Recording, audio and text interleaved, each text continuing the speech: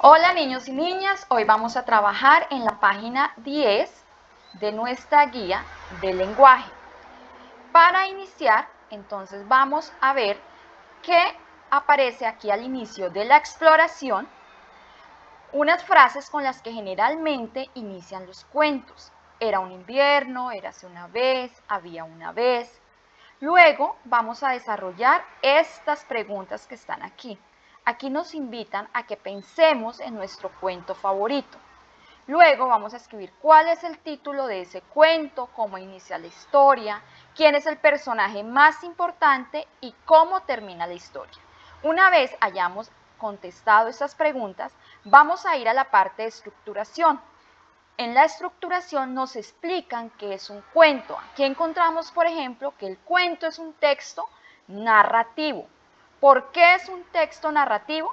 Como su nombre lo indica, porque los cuentos narran una historia, un suceso o un acontecimiento que le ocurren a unos personajes. Luego vamos a observar y a leer el siguiente organizador gráfico. Un organizador gráfico es este tipo de textos en donde nos podemos encontrar imágenes, pero también podemos encontrar texto, por eso se llama organizador gráfico. Entonces lo vamos a leer, aquí nos dice cuáles son las partes del cuento que tienen principio o inicio, nudo y desenlace. También nos dice que tiene unos personajes que pueden ser principales, que son los más importantes, y también unos secundarios, que son otros que ayudan, digamos, que a continuar la historia. Luego encontramos los tipos de cuento. Hay cuentos populares, hay cuentos de amor, hay cuentos de ciencia ficción y hay cuentos de terror.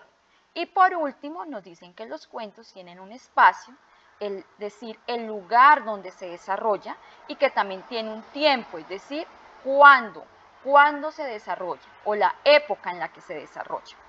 Después de que hayamos leído este organizador gráfico, vamos a la transferencia.